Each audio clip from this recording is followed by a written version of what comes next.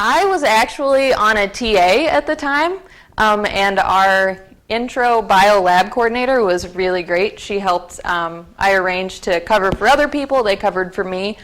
So I was actually on the university payroll while I was gone. So I made up the work though, so I did everything that I got paid for, but I was paid by the university while we were gone.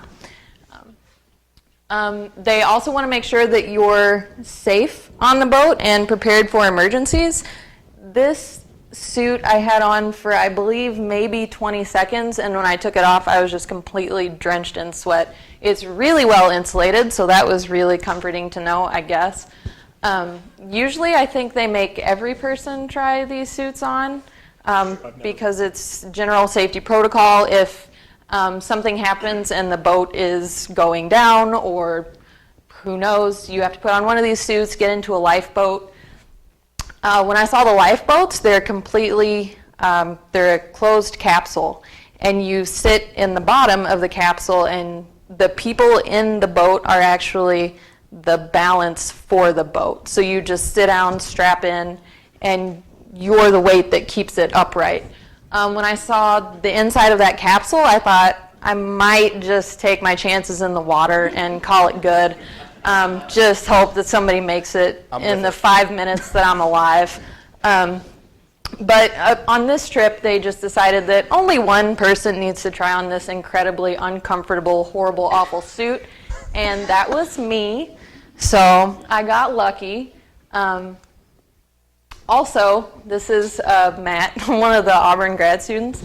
I threw this picture in because he looks so excited, sarcastically, because we have to set up our entire lab stations, everything in, how much time did we have to before set the ship everything leaves up? or before?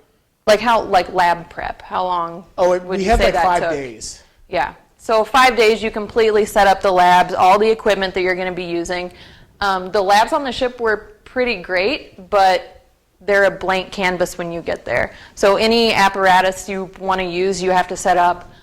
Same thing on the way back, you have to break everything down, pack it all, which was so much fun. We all looked just like Matt the entire time. It was just awesome. So that was part of the trip prep as well. Life on board, as Andy said, it's kind of cramped. This was my room here. I had a roommate, and then we had our own very small bathroom, but it was all right. And this was my bunk, which we referred to as our coffins. So if you had just like a day where, well, several days, where you just really didn't want to be around anyone or see anyone's face at all, this was your only option of getting away. There's a nice little curtain here, so it was kind of like your little safe zone of just no one bother me. I don't think you mentioned how the shifts worked, right? No. So the crew was divided into 2 shifts. We were fortunate enough to be on the midnight to noon shift. So the way that worked is if you were on duty and a trawl came up or something needed to be done, you were on call, that was your job. Pretty much if there wasn't any work to be done, which sounds crazy, but we had some transit times in between stations, things like that. If there wasn't work to be done, we were either watching movies or just napping as much as possible, which was always excellent. And if you ask really, really nicely, they will let you drive the boat. Apparently, all you have to do is say, "Hey, can I drive the boat?" And they say, "You seem qualified," and they give you the steering wheel. I didn't know about this until I saw the pictures. I think Ken, Andy's co-PI, actually set it up because I think he thought it would be funny, which it kind of was.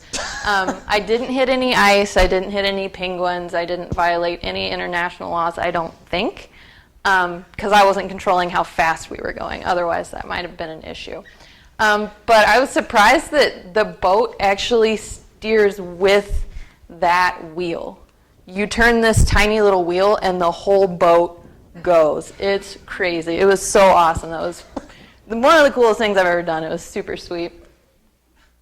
So I love having pictures of the deck and calling it the office, because I think this is just the greatest thing about this trip was this is where we worked. And Andy kind of mentioned tunnel vision, like you have your species that you're interested in, and that's what you have eyes for. But also, these things are really, really small, some of them. Some of the most interesting things are really, really small.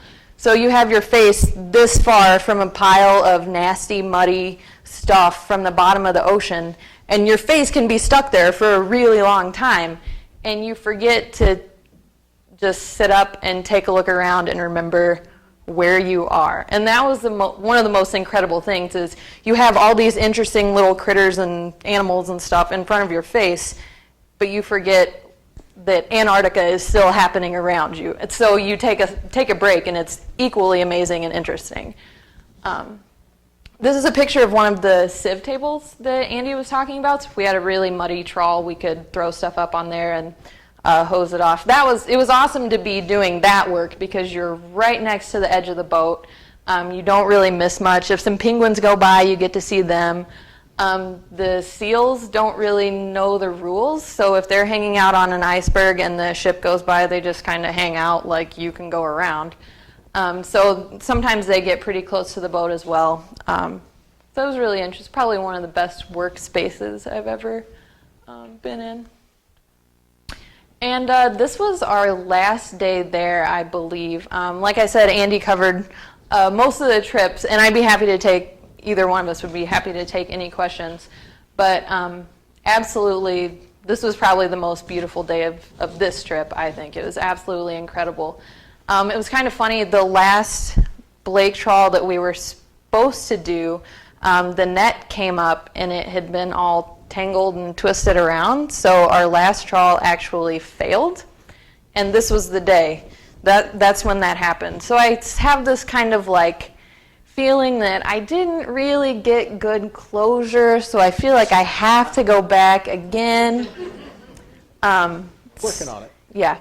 So, but absolutely the most incredible experience of my life. I just feel so lucky and honored and privileged to have been able to see this landscape. It's really one of the last places that hasn't really been impacted anthropogenically. People haven't been there to mess it up yet, so it's still really gorgeous and beautiful and pure. I almost feel guilty for being in this place because it's so clean and wonderful. But yeah, I think that's all I have. So. What was the